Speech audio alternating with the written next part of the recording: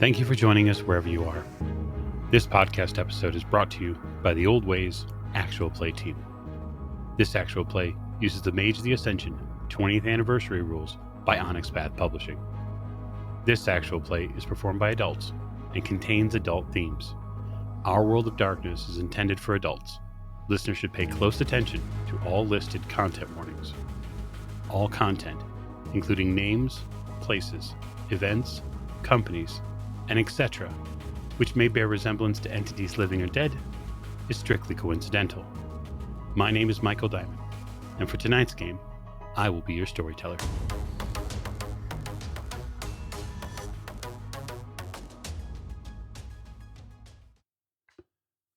Thank you for joining us again on another episode of the Old Ways podcast. I am your storyteller, Michael Diamond. My pronouns are he, him, and we are back with another episode of Ascension of Babylon, our Mage the Ascension campaign.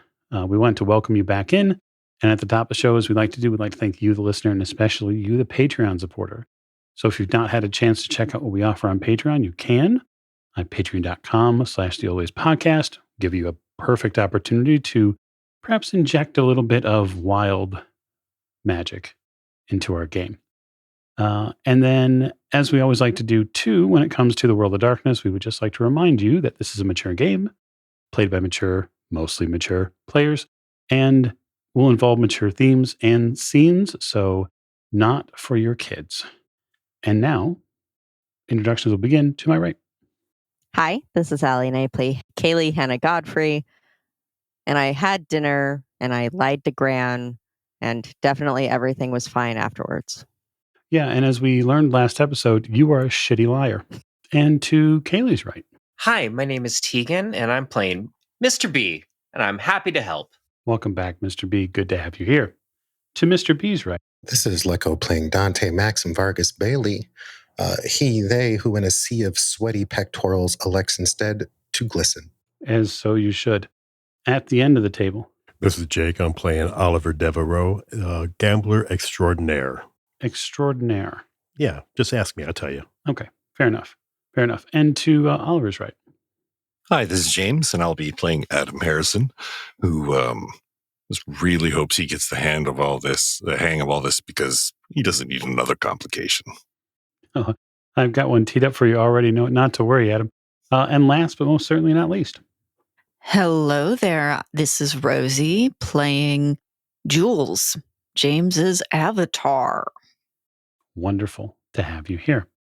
Okay, so we're going to raise the curtain tonight just a little bit in the evening, we'll say, the evening of the 24th. I would like to, if we could, sort of zero in again on Dante and have him perhaps give us two things. One, give us your impression of your, activities therein by way of a roll to see how potentially financially successful you might be given this specific gyration. And two, what do you do after such an event? Well, Dante's approach to managing the room. So the room's broken up into three sections. There's the VIPs close to the stage, followed by the main floor hot seats, and then there's the people we don't really care about in the back. Dante doesn't really work the room, though. He's not much of a hustler at all, really. So he tends to maintain a bit of, a playful stage presence and relies on his dance artistry and, we'll say, ability to showcase his assets. To put the best, to basically put himself on display for the crowd. So he tends to stay on stage and does his rounds with the stage VIP tables, while others will, leap into the crowd and make a mess of things and put in their work. So he does miss out on the extra money from the floor, but he'll still abide requests that come from the floor manager for private performances when patrons, want to call someone down from the stage for a bit more of a personal engagement. So you said you wanted a performance role. I do. I think it is fair to ask, given the recent developments in Dante's life, that we may inject a potential chaos element there. He's not really performed as an awakened person before in this type of environment. So who knows what might happen. All right. So I guess I would rely on. My dexterity, and I suppose art, dance. Yeah, I think for me it depends which more you're leaning into, right? So I think dance in this case is totally applicable, depending upon how artistic you want to be. I see. Well, as I said, Dante tends to rely on, and to him, his performance at Chippendales is, in addition to helping pay the bills, is really just a chance to double down on the mastery of the things that matter to him. So I believe he'll rely on his dance. But as you said, he hasn't really had a chance to explore this venue in his newly awakened state. So I imagine his anatomical self-awareness will be in overdrive, as it's kind of impossible to not be aware of it, as everyone is looking at it, and I have to make sure that it's as showy as possible. Sure. So, which roll would you like first? Would you like me to make my dance roll first? Would you like me to make my tautness roll for the tautness? Let's get some, well, I imagine there might be some enhanced blushing or, blood rushing, that kind of stuff going on. Yeah, I think we'll have the regular skill roll first. Okay. And then if there's any associated potential use of life magic, then we can get to that as needed. The engorgement sphere, if you will. Vascularity is an important part. So I am also nimble, so that means I get to reroll 10s, right? Yeah, I would just say if you're going to reroll 10s and you're going to declare that you're nimble, then that has to be in part of the act. Oh, sure. Yes.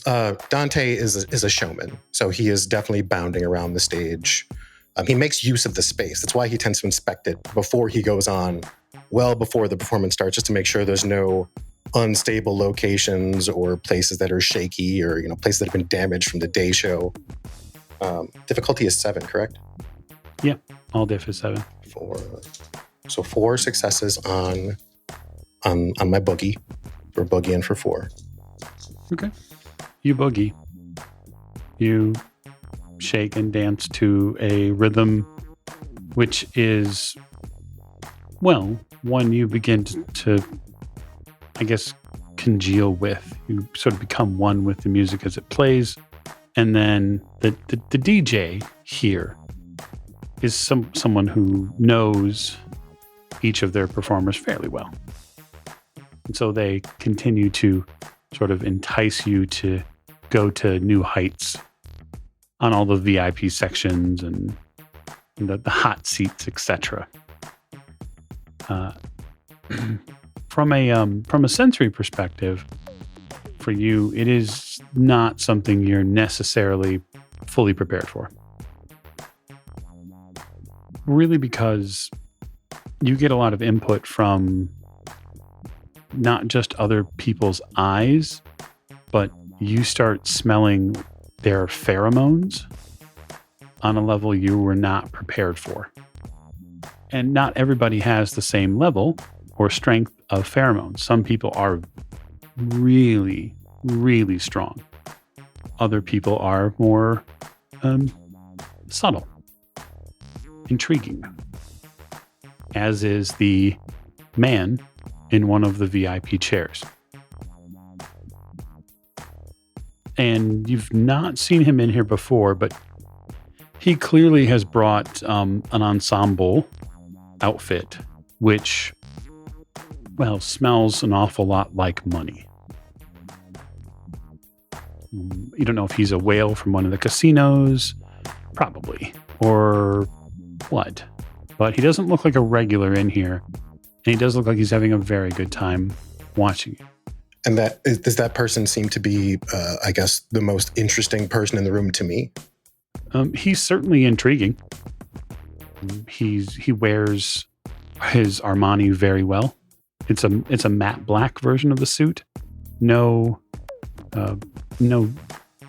shirt or tie or anything like that. He is likely just wearing pants and the jacket. All right. Well, we do love ourselves a well-dressed patron. So if he's in the VIP, then it means he's pretty close to the stage. I was assuming that I'm on stage with an ensemble for the most part. You're not solo. It's a pretty big stage. So I will work my way over to this gentleman as he's decided to put himself in my work area. So I'm going to work in my area. If we're going to base the work you do off of that role, which I'm totally fine with, I would say that it is an exceedingly profitable night for you and the ensemble. You sort of not show off, but you are clearly one of the best received dancers amongst your troupe. So... Well, and the other thing is Dante isn't, I mean, granted he is a showman, but he also understands that everybody else is here to work as well. So he does what he can to make the others look good. If it involves, help stunting with them or any of the rehearsed kind of acrobatics that you would do on stage, he tends to participate in those. He probably helps choreograph a lot of them so that they stay safe while they're all potentially, we'll say, in an enlightened state for the evening. How are you at taking tips? He's accepting. Dante is not. He's not social. He's not anti-personal. He just doesn't. He's not a hustler. Like he doesn't really know how to work a person to extract value from them. He just kind of performs, and then when money comes his way, it comes his way, and that's just kind of how he works it. The hustlers are already probably on the floor, wandering around and grinding on chairs and people. Oh, yeah, that's clear. And it's not to say that none of your troupe have not tried to get that sort of similar eye lock attention from this gentleman. He's just seemingly appreciating you more than anybody else. I will actually take a moment while I'm heading in that area to check the floor manager's eye line and see what he wants. He's happy to let things sort of go. You know you're getting close to being done with this portion of the night, and you can tell that he's beginning to eye the crew to step off stage. Okay.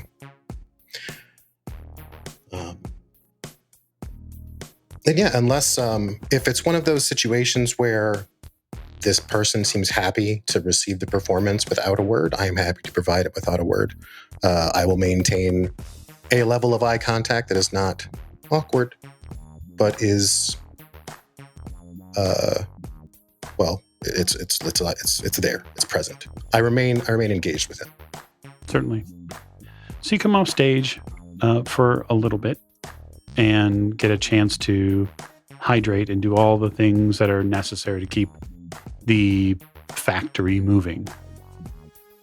It wasn't by any means your last dance of the night, but it is a good opportunity for us to sort of see what happens to Dante after a Chippendales show. So after the show winds down, where does his path lie? If he doesn't get a cue from the floor manager that there's been a request for him, his go-to, again, he's more prone to working in a troupe, so he's probably one of the first ones back to the changing area, back to the locker room, to figure out if people get hurt, people get strains, people get all sorts of problems, people get anxious, people get mad.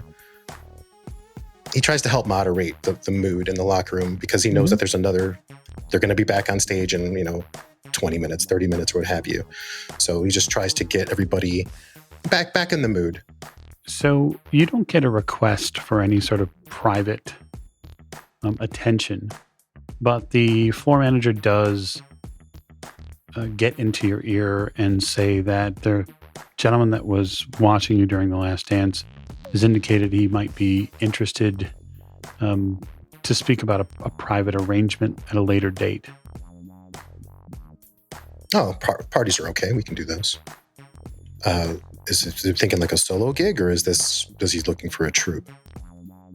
I think this is probably solo, but I wanted to just reaches out and extend you a business card. He gave this to me. Oh. Do you know who this guy is? I know that he did a lot of work for some of the casinos on the Strip. He's in finance. No shit. Okay. All right. What's the person's name? I look at the card. You look down at the card. There is a J. Kizerk. So that is Kierzek. J, huh? Yeah, I think it's Jason. I've seen his name attached to some of the press releases, that sort of thing. So he just wants me to get a hold of him then? Well, he asked what the rules were, which is at least nice to hear that it's a fair someone's question. willing to play by him. But he said that there's a event that he's looking for talent for. It's a private event, likely would be getting going in the next 4 or 5 days. It's a show. Try to flip through my schedule in my head. I mean, I can figure it out, whatever it happens to be. As long as the compensation's right and things are above board. You're going to handle the paperwork? I'll handle everything. You just let me know if you want to do it or not. I mean, rent's always due, man. I really do appreciate it. I kind of put a hand on him, shoulder, give him like a half. I try not to get sweat on his suit hug. That's not as easy, but you okay? Yeah, we're good. Just keep working at it, and who knows what this is about. But I hear next week there's going to be a couple of really big parties on the Strip to commemorate the Sphere opening. So maybe this is attached to that. Is that happening? That's happening this week?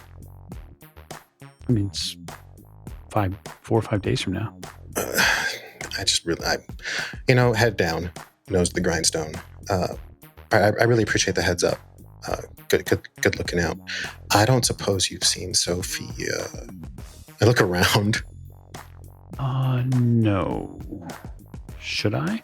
No. I think she's fine. I got a little distracted by that guy. Normally, I'm able to kind of keep track, but yeah, she'll be fine. She's fine. Everything's fine.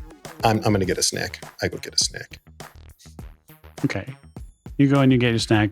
Your night eventually is going to wind down, so we can move on to the 25th. But that is sort of interesting. The business card is very unique. It's black. It's embossed with a couple of, it's black embossed with gold title and writing, and it looks very Vegas. Well, it's got like the embossed lettering and the texture to the card, and this thing looks official. It does look official, and it's also heavier than you thought it would be. I kind of absentmindedly slap it against my hand, whistle for Sophie. There she is. She comes out of a corner, happy. Yeah, you look fat. I don't know who the hell you ate, but hope it was good. The minx runs up to jump into your pocket. Yep. Yeah, we pack it up. Okay. We put the 24th to bed. We raise the sun on the 25th. So, Adam, you hear a banging sound in the trailer. It's like a hard knocking. At least that's what your brain thinks is. You're half conscious. Your eyes are still, shut. But there's some sort of banging sound. Like a bell's going off. And after a moment or two, Adam gets up and throws his house coat on and shuffles out to the quote-unquote living room area, past the boxes and whatnot, trying to locate the origin of this heinous sleep-destroying noise. Okay, so Jules, tell us how you're destroying Adam's sleep. Are there any pots and pans around Adam's kitchen? Oh, totally. Plus empty cans of beans. Yeah, okay. Jules has stacked up the empty cans of beans into a series of short pyramids and towers and has rolled up, I don't know, something, if there's like a really nasty old apple around that got lost in the back of a drawer or something, maybe an old onion. He's using that as a ball to knock all of those towers down and then is repeatedly stacking them up and waiting until he has some company. Hey, Ashtray Bear. Stop for a second. It just lifts Jules up and puts Jules on the counter. Okay. Listen, part of me or not, figment of the universe or not before coffee. Well, I would have made you some coffee, but your machine is like, nah, I ain't touching that. It looks like it hasn't been cleaned in longer than I've been, Miss Harry. Yeah, I don't use that. I use the French press. That thing is probably growing. And why is it still here? I don't know. Adam pauses only for a moment, then goes back to making coffee. You don't know what it is, Adam, but like all of the motions that you're making are off. Like every time you grab for something else, you feel like you're still half awake. And so you sort of fumble with this and fumble with that, and then finally get things connected. Almost have this really fierce feeling inside your body. And you feel a bunch of energy sort of course through your body. And so, Jules, you'll know that basically Adam's connecting with like his prime sphere unaware of it, which is of course slightly dangerous. Yeah, Jules gives a applause that rings out louder than it should on his cute little teddy bear paws. And says, there you go, doesn't that feel better? Doesn't that feel better than any coffee or any other thing you might have ever had that just feels good, right? That universe. They're getting high on the life. Okay, listen, I just want freaking coffee. I mean, if you need it, that's fine, but my point is you don't need it. Okay. All right. You know what? I'll listen to you. I don't need it. So where do we start? Jules, I'm kind of drifting here. He looks around at the trailer and stuff. I mean, I could probably start here, but that seems like a lot of work. Get something a little less physically laborious. Well, I mean, we can start with what you were starting to do there, because you were tapping into your prime sphere, your life sphere, the sort of your energy that allows you to connect to the rest of the world, the universe, what everything is made of. Remember that little piece of shit I tucked in there about how you are what the universe is made of? That was true. That was real. And because of that, sometimes you can put a little bit of yourself into those things to make them more what you want. Well, I don't hate that.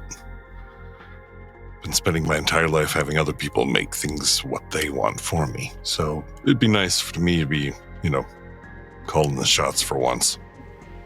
I mean, that's good. And there's a bunch of different ways you can do that. I mean, what really works for you, though? Well, I mean, meditation seemed to work somewhat the other day, but I don't know. I've been doing that all my life. That seems limiting, Well... Why am I walking down old roads? Okay. And Jules takes a cigarette out of the busted seam of his arm and somehow lights it. You don't know how. And he starts smoking it. Again, you don't know how. He doesn't have lungs. He says, okay, well, I mean, meditation is all about you. Magic is about your will. Being able to work your magic is about enacting your will. So, meditation, good for you. You need to find a way to take that will and make it happen. Hey, that's an idea. What about positivity? Huh? You could just be a really positive person. Be the change. Adam kind of has a very droll, sort of dry face at the moment. No, I'm serious. And Jules walks over, well, somehow gets down off the counter, maybe just straight up rolls down and then gets himself up and walks over to that stack of books you had looked at with him previously. And he reaches in and tugs one out that you don't remember seeing, but he somehow manages it to throw it directly into your face. Pause. Cat. So he throws the cat in my face? We're going to leave the cat in. 100% we're going to leave the cat in. He throws a book into your face. And it is a book on visualization. All right. So, visualize what I want. It's a place to start. Okay. I'll read it. He leans against the counter and cracks the binding on the book, starts reading, and eventually does finally make coffee and pours himself some in a smaller mug for Jules. I mean, they smoke, so why not coffee? Why not coffee? I'll leave the two of you there. Oliver, Hmm. you are awoken by a knock on your door. What kind of knock? Oh, okay. The police is knocking, it Oh, seems. crap. They are knocking.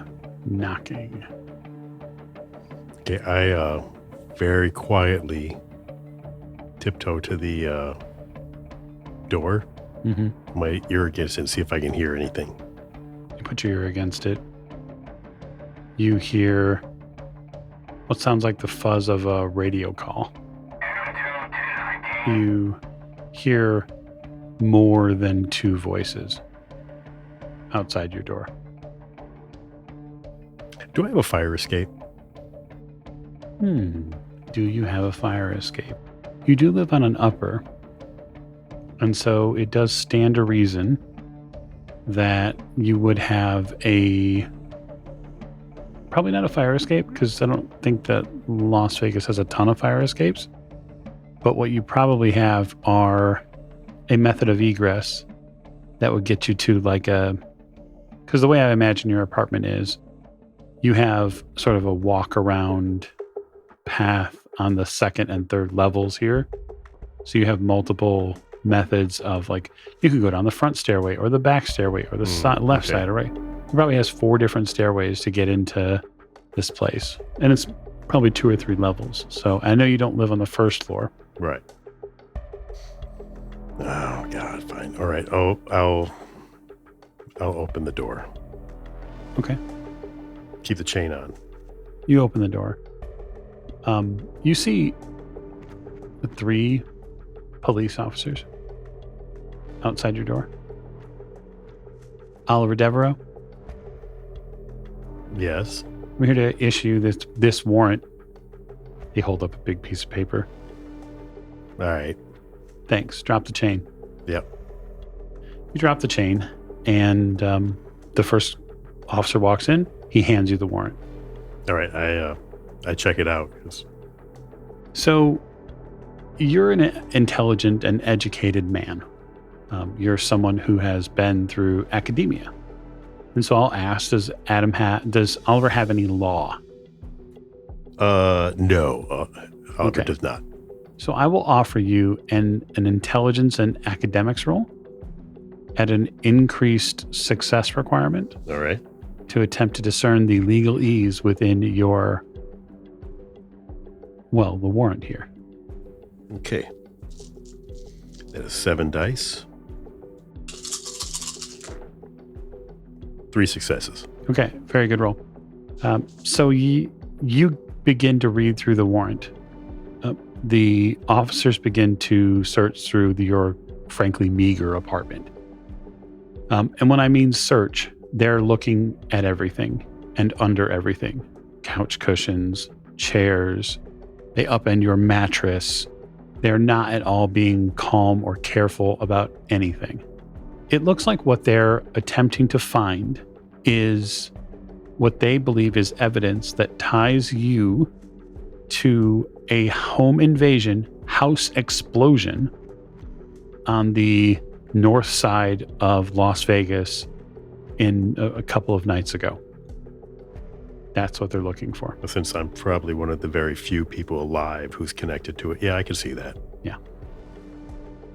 They cite in the warrant as evidence for acquiring the warrant, which was your vehicle outside the house as probable cause that you were there.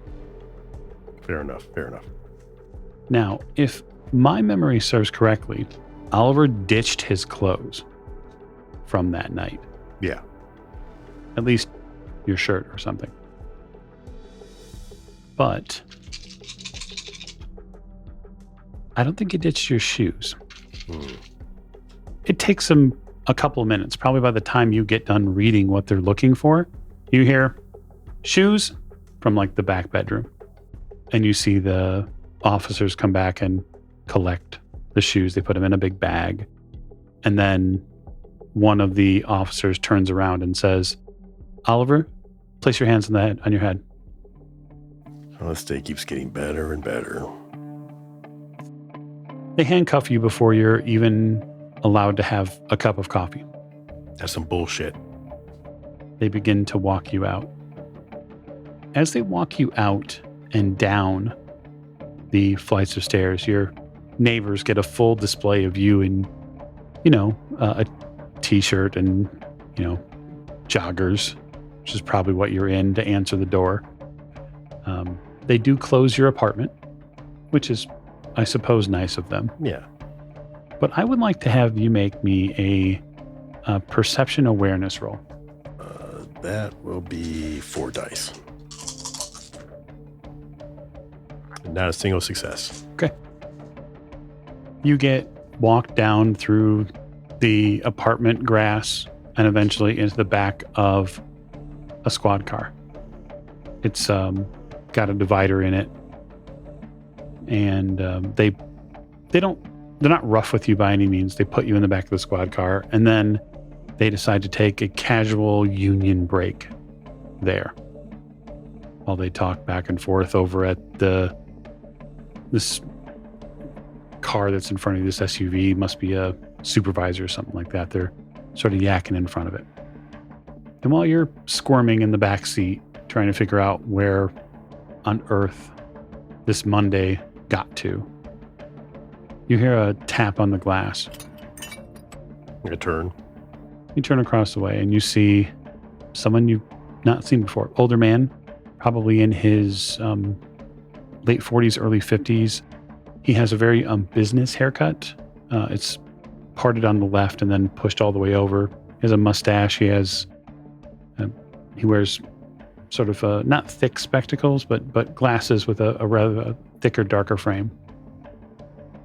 Almost not quite a horn rim, but like no, right. Not quite a horn rim, but fairly close.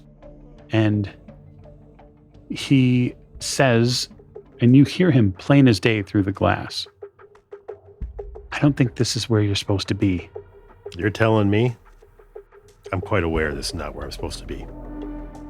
You want to get out of here? Of course I want to get out of here. Of course, that doesn't look good if I just, leave. Even if I could. That's true. It doesn't look good. But if you're out, it's better than being in, right? Well, that's true. Okay. Do me a favor. Keep your eyes on them, okay? Okay. I don't know what this guy's going to do, but Now, keep in mind that you're on, let's say, the driver's side of the car. He's on the passenger side of the car. The passenger side of the back seat opens up. You can hear the door click. How the hell did you... Do they notice? They don't seem to. All right, I will scoot over.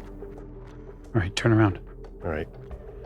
He grabs your handcuffed wrists, and within a few seconds, you hear them unclick, and he takes them off.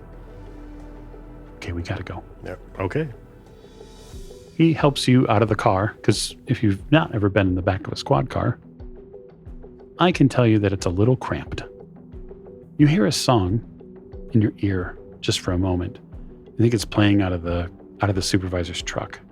It's Carly Simon. You're not sure the name of the song. He shuts the door very quietly. We're going to walk straight back. Don't look back, okay? Okay. Don't look back. It's like Orpheus. You walk back. You hear something happen behind you. It sounds like a car accident. He appears like at your right side. Keep walking, keep walking, keep walking. Mm-hmm. You turn the corner. As you turn the corner, you sort of veer around the same block that your apartment's on. He says, is there anything, absolutely anything you need from your apartment? There's a notebook. Get it right now and get back here. Okay.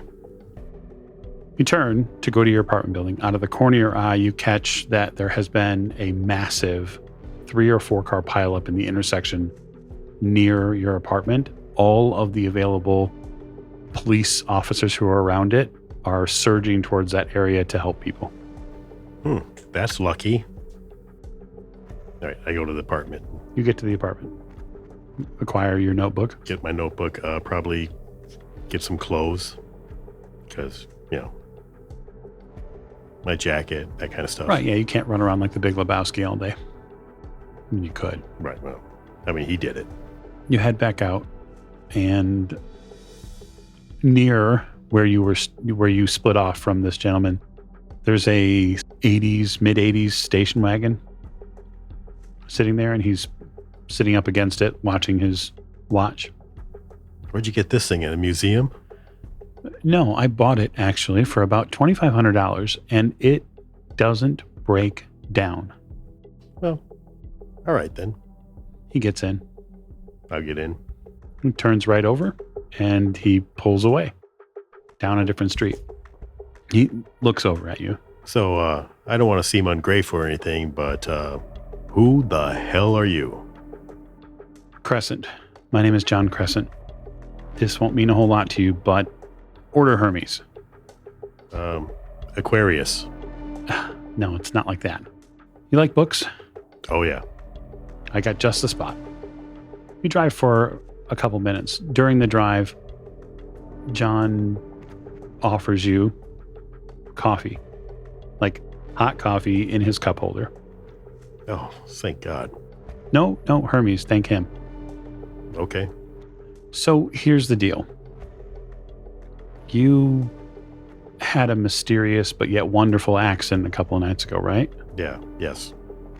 So are you also one of these, I am someone who can do a lot of things. One of the things that I can do is help get you out of trouble, which is what I did today.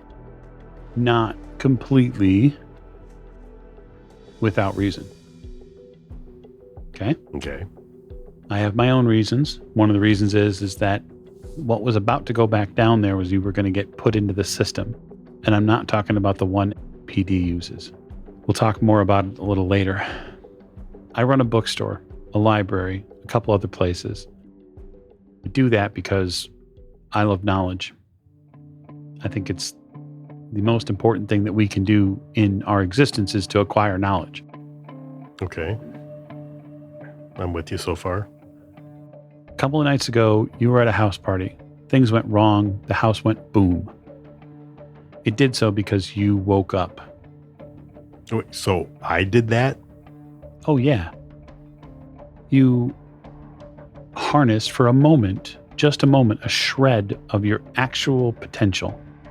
And when you did so uncontrollably. And when it happened uncontrollably, something happened and it had an effect on the physical world. Okay. I remember getting out of there. I just didn't realize. Well, you were propelled out of the building. Ah, I mean, we could watch the replay if you want later. It's epic. wait, you have video of this? Not video like you think. Oh, okay. The cops don't have video, do they? I don't think so, but cops don't know who you have to worry about. You got way bigger problems than the police. Is that other group that Salvatore was talking about? He grimaces when you mention Salvatore. Okay, so you talked to the neighborhood alley cat. I get it. He's got his own opinions. Everybody's got their own opinions. He's welcome to his, but that doesn't make him right. It doesn't necessarily make him wrong either, but it doesn't make him completely right. Yeah, you'll get a lot done in this life if you realize that not everybody's got all the puzzle pieces. You have one, he might have one, I might have one, etc. You pull up in front of a library. Okay. So this is a private library. He gets out of the car. I'll follow him. You go inside what looks like a private library. It's contemporary, lots of shelves. There's a middle-aged woman who's sitting behind what looks like a receptionist desk that's been converted into sort of a work desk. She stands up. Oh, Oliver, nice to meet you. She steps over. Wait, does everybody know who I am? Not everybody, John says. This is Sherry Sidnick. She's my assistant. She's also a member of the Order of Hermes and a hell of a Baccarat player, actually. Baccarat, huh? Don't gamble with her. You'll lose. I don't know about that. Sherry smiles at you and shakes your hand, provided you allow it. Yeah. Well, I'm pretty good at counting cards. Yeah, well, I'm a little good at it too. Interesting. Do you need anything? Otherwise, I'm going to go back to work. No, Thanks. I'm just answers, but Of course. John should have some of them anyway. John goes deeper into the library and you realize that the library is way deeper than you'd imagined. Like he goes through this initial area, which kind of sort of looks like it's a private library with statues and bookshelves. And everything here is very contemporary and it's like you're looking at a, reasonably modern facade. You walk through a door with him and there's a library, like hundreds and thousands of books in Wow. this space. So is this a order that you belong to? Is this some kind of secret society? Mage's Guild, if you will? That's one way to put it, sure. Because I can't imagine that you keep a library like this without a reason. Yeah, we do. We're all sort of searching for something. Remember the puzzle piece thing I talked to you about? Right. I think everybody's got a little puzzle piece of their own. And it's really important that we get a chance to make sure that we understand what other people's pieces are. And if we don't, and if we become short-sighted and we don't realize that other people can help us get where we're going, we could potentially lose what we're looking for. Just like there's all the different variables in any equation. It's a lot like that, actually. Let's sit down. We got a lot to talk about. All right. You two sit down at a pair of wingback chairs and a table, and I will leave you there for a moment. Kayleigh, you have had a whirlwind of an evening, but the 25th dawns, and for just a moment, life is okay. And then your phone rings. Hello? Kayleigh? Yeah. Hi, it's Barb Shepard at the trial office. I wanted to let you know that Skip that you were looking for, Mm-hmm. he came in. We've got him. Wait, Storyteller, is that the one that I thought I lit on fire? Joey Rossi? Yeah, Yeah. you think that's who she's referring to? Oh, okay. Oh, great. Which skip? I do usually have more than one that I'm looking for. Rossi. He's in custody now. Oh, okay. Is there anything else that you need from me as far as information I have or anything? No, we're just advising you so you can take it off your board. Absolutely. Thank you for letting me know. Mm-hmm. You hang up the phone and wonder how someone who you are fairly certain you burned to ash, it arrived at court. I'll call my bondsman and let her know that Rossi showed up for court. Oh, she knows. Okay. Whole system knows. Happened last night. Somebody brought them in. Not sure who he is. Okay. If we have a new player in town, that would be good to know. Well, I mean, it's Vegas. People come in on travel cards all the time. Yeah. Still good to know who we got happening in the city, though. I'd rather know than not. You would rather know than not. I know that. I would. If I find out, I'll give you the information. Perfect. Have a great day. You too. And I will get up and go about my day. Coffee, breakfast, shower, and take a look at my board, see if there's anything that's more obviously pressing, like if there are dates that are coming to a close, because some of the skips are just like they skipped out on paying child support. They're not generally going to be someone who's going to be a huge payday, and they're not really going to be someone who actively skips town for the most part. You're staring at your board there and you feel this presence behind you sort of grabs you by the hairs on the back of your neck. I'm going to turn around. There's nobody else in this apartment. I didn't hear the door open. You turn around, you whack immediately into the form of Mr. B, who's been staring at this board with you. I mean, that all wrapped up nice and neatly, though, so that's good. What's next? Was that you did this? Well, they just needed to be displaced from the moment and a little bit of memory wiping. I think it was rather a good choice, honestly. It got you out of the situation and kept everything with a nice, neat bow. Don't you think? I mean, it's certainly preferable to death. For everyone involved. Because I'm not dead, right? Am I dead? No, far from it, actually. Quite alive. And actually, you're doing quite well, as far as I can tell. Healthy, spry, even. So pretty much like I was before everything happened. Pretty much. How are you here? I'm just gonna go ahead and walk up to the board that you're messing with. Is it a whiteboard? No, it's a board you put tax in. Like old school. Fantastic. And I'm just gonna start rearranging some tax into the shape of a smiley face. Everything. That doesn't answer my question of how you're here. You don't have a key. Oh, well, I mean, yeah, but I mean, doors aren't real. So, I wouldn't really worry about it. So you're just here.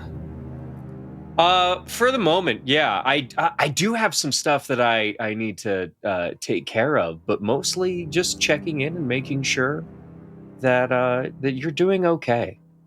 I'm not okay. Do you want to talk about it? I don't know. Because are you sure I'm not dead? I feel like being dead would be simpler than whatever's happening right now. Well, traditionally, people like yourself, a pinch or poke or prod some sort of themselves in order to get a pain response, in order to determine whether or not they're alive or dead. Of course, if you're in hell, then I guess the pain would be natural. But if you were in like a better place and then you felt pain, then I would probably assume that you're not in that place. But no, you're not dead. Why do you think you're dead? Are 'Cause you none of- okay? No, I'm not okay. I saw 2 people burned to death after there was essentially a crater in a little backwoods auto body shop after I was on the ground bleeding. No, that Under makes what sense. circumstances would I be okay? Well, I mean, absolutely. And I guess the biggest problem that you've had here is that you made an assumption about the situation. See, you seem to have assumed that what you were visually seeing was somebody burning to death, and not just being, kind of removed from the situation in that moment. A moment where you were actually you were bleeding to death. You're not anymore, though. No, I'm not walking around with blood-stained clothes. I did figure I'm not bleeding to death. You are a bit dehydrated, though. You might want to take care of that. This is like, what, you can read my vitals? Like, you can look at me and know, oh yeah, like you're hungry, you should eat a small meal, or oh yeah, you're, No, I mean, your complexion's a little dry. But here, I'm gonna. Is there like a refrigerator I can walk to and grab them something to drink? Yeah, absolutely. Yeah, I'm just gonna walk to their refrigerator, pour their own glass of like iced tea or lemonade or whatever's in there or something, and hand it to them. And I'll take a drink because none of this makes sense. So are you just gonna be around whenever, all the time? Well, I mean, certainly when the necessity of the moment calls for it. Okay, so you're needed here now to tell me that everything worked out, that you brought my Skip back from the dead and wiped his memory and sent him back to court. Pretty much. You're actually quite perceptive when you try. Okay, so other people can see you. Why, I would imagine so. Is that a problem? No. Yes. So you show up out of nowhere to tell me that we burned a couple people to a crisp. And then the people who were burned to a crisp are alive, or at least one of them is. I don't know about the other one. I imagine that you wouldn't do just one. I imagine both is probably more your purview if you're going to just bring someone back from the dead. Well, I try not to be harsh and arbitrary, but yes. So you brought 2 people back from the dead, and then you came in here to tell me about this without a key, which means that you're not human. I gotta tell you, I am absolutely shocked that of those two incidents that happened, the one that you have a hard time believing is that I've walked in here without a key. I'm a very private person. Absolutely. And if you'd like, I can leave. I need answers before you go. Like, lots of them. I will do my best. So, everything that happened was something that we did, right? You say this like it's a combination. What does that mean? What actually happened? Would you be satisfied with getting an answer, even if the answer was unsatisfying? No, see, you've done this to me a few times now, and I don't like that. That's how the woo works, friend. Look, how about this? Your blood is on the inside, not on the outside. They are not ashes. They're in court. You have a lovely Arnold Palmer in your hand right now. I don't really understand why you need to peel this into little pieces. Because this is the sort of thing that cults would thrive off of? Well, historically, yes. Yeah, so Would you like to start a cult? no, that's not my goal. Okay.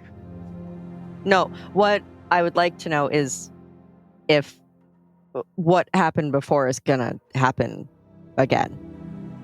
Yes. Most assuredly. At So some point. You and I are just gonna keep pairing up and setting people on fire to bring them back from the dead? Amongst other things. Look, you're just going to have to go through this in the order that you're going to have to go through this.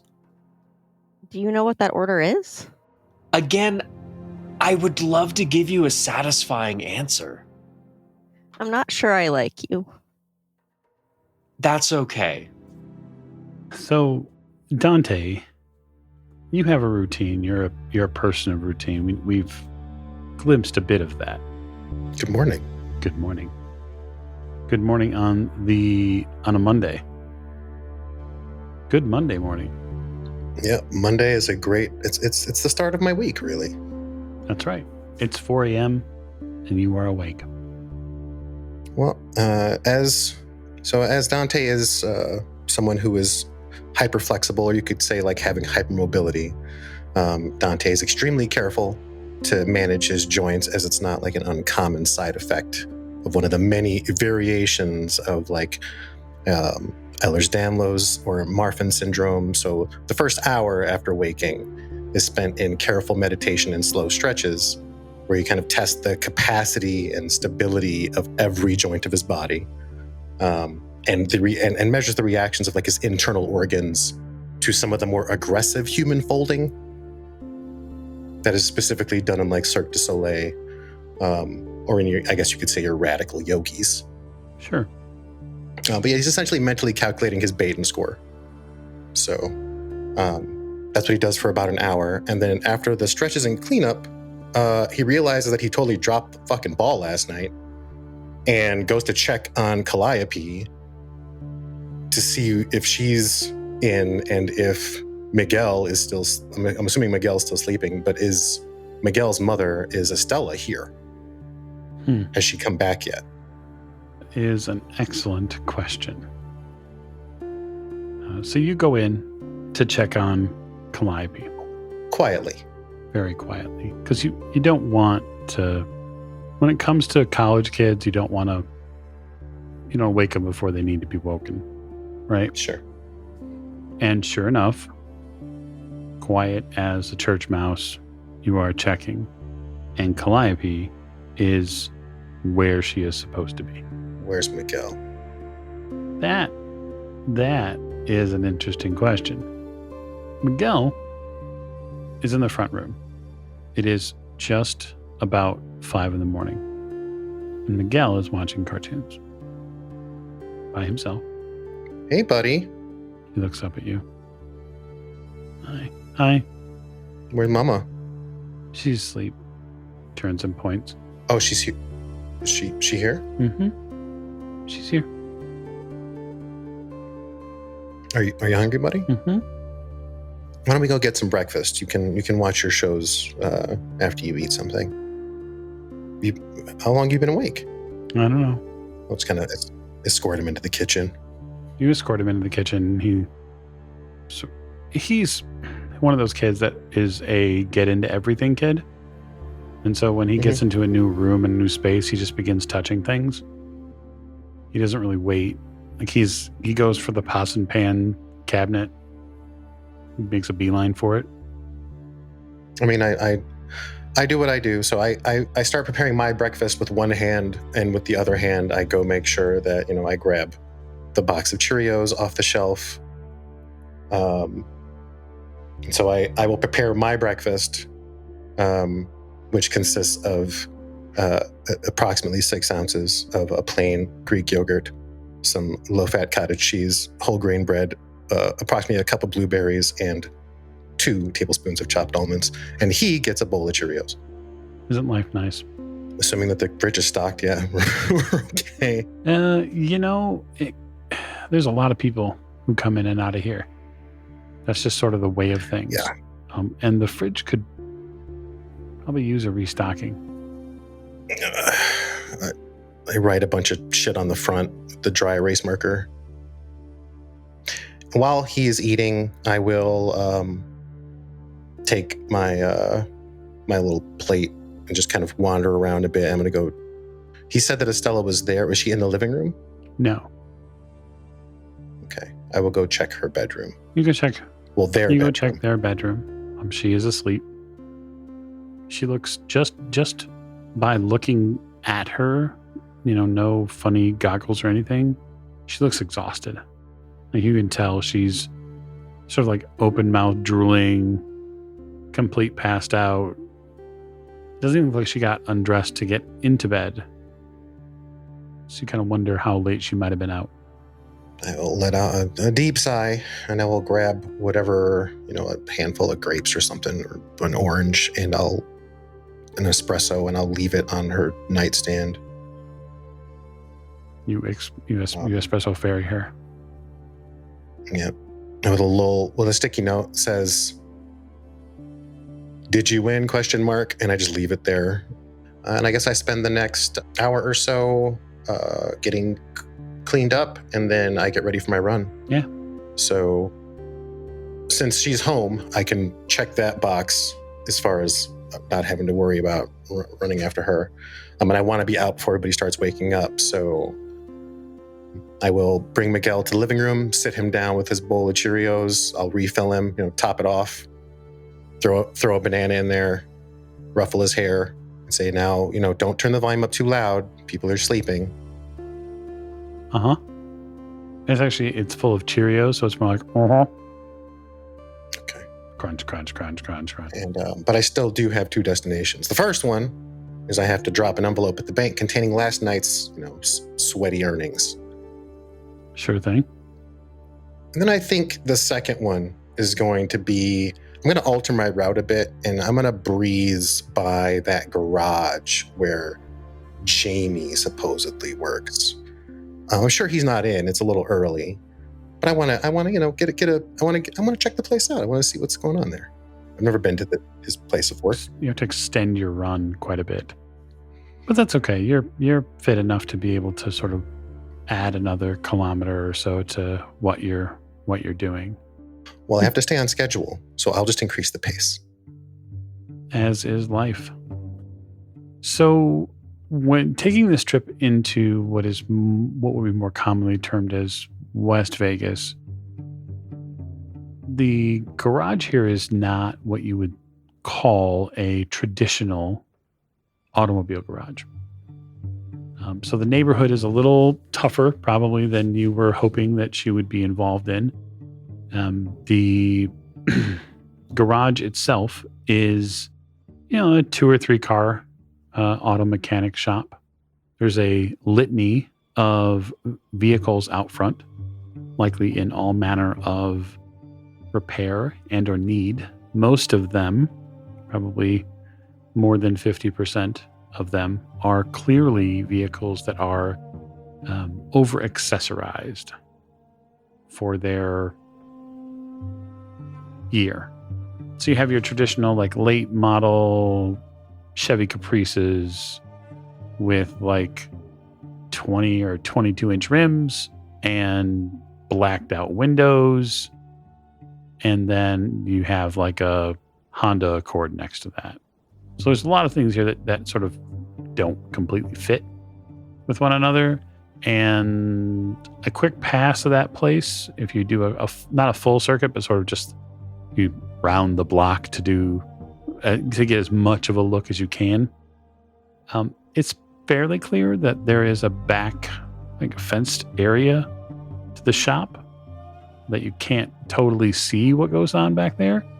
And there are storage crates and or wooden pallets and crates stacked up that would prevent someone from seeing what's going on back there. I will definitely record the hours like from the front door, just so that I know when they're open and whatever phone number happens to be, if there's like a phone number on the door or whatever. Yeah, there is. They open up at 9 a.m. What time is it now? Well, on your Monday run, you have it listed at 5 a.m. So I'm going to say it's probably about 5:45 at this point. You're going to certainly have to hustle. So I feel like I just don't trust this guy. Like, I just really not feeling it. You know, my oldest sister is definitely, if I'm going to trust anybody's judge of character, it's probably going to be hers. She's one of the only one of us that's sane. So how tall is that fence? The fence is probably about 8 feet.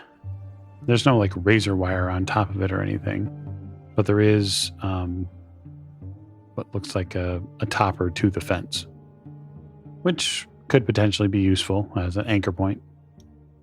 I will shoot my eyes left and right, see if anybody's around, and I will take a little bit of a couple step start, and I'm pretty sure I could probably like one arm pull, vault over the fence, give myself a nice assist, quietly, ideally. Sure. So probably dexterity athletics, but you have gymnastics. I do. So you could likely use gymnastics for something like this. Not too either. This is, I will definitely claim that I'm nimble.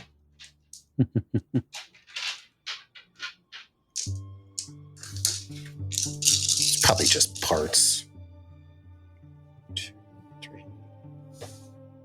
So 3 successes. Okay. You essentially take 2 big steps and then leap into the air, reach out, grab onto the top of this fence pole, and then vault over. Nice and clean. You land in a craggy back area of this shop. You land nice and clean, and as you get back to rise to your feet after landing on them, of course, and get a look over the shop, you see 3 distinct shapes near the back end of this shop. They are large, they are black, they are collared, and 2 of them are Rottweilers and one's a Doberman. Ooh. And they awake at your appearance. Well, they definitely don't want anybody back here. Well, I'm not one to mess with anybody's dogs, but it's cool. Just be cool, pupper. 2 of them are clearly not cool. Definitely not causing you any harm. I will look to my right. You said that there was a bunch of stuff blocking my way. What can I see amongst the stuff? So this space back here looks like there's a large spray painted circle. It's got to be maybe 8 or 9 feet in diameter. There's a man door that enters the shop. There's a garage door that inlets here too, likely for them to be able to pull vehicles through, etc. There are a couple of cars back here that are in the gated area. These are a little nicer cars. There's even a mid-aughts Range Rover over there. Oh, what that spray painted circle before? It's just a circle spray painted on the ground? Yeah, it's red. What would it be for? You're not sure. But there's an awful lot of damage to the concrete within the confines of that circle. Like it's cracked and pitted.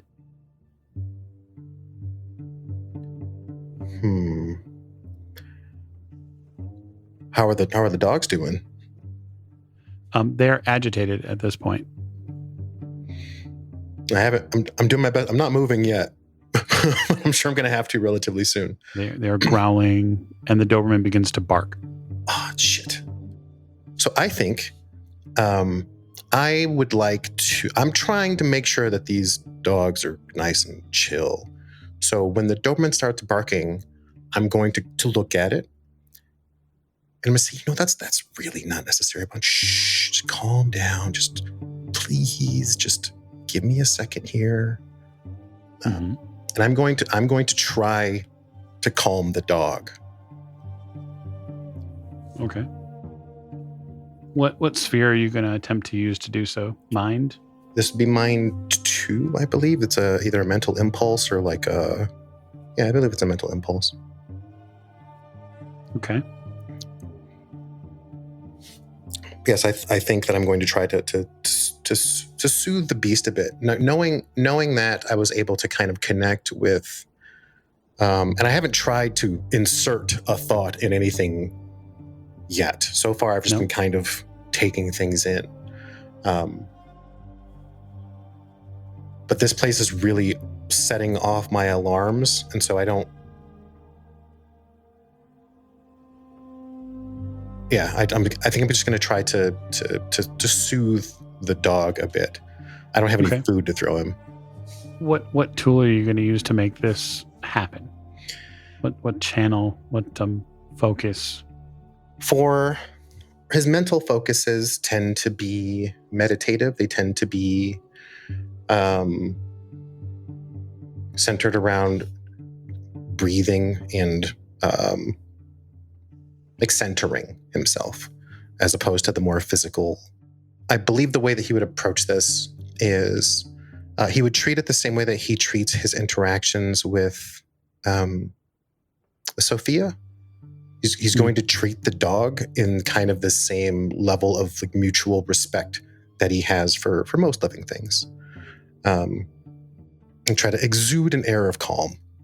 Okay, I'm with that. So it's Arte roll, highest fear +3, so that's 5. 2 successes. Okay. You begin to calm this dog. You talk very soothingly to it. Repetitively.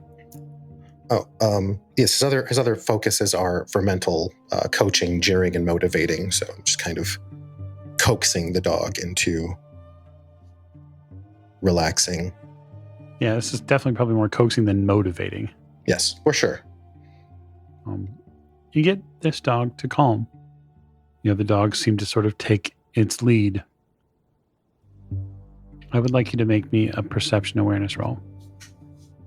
Perception awareness? Yeah, good luck with that. Well, I suppose it's mundane, so maybe alertness, sorry. It's not much better. 1 success. That's all you need.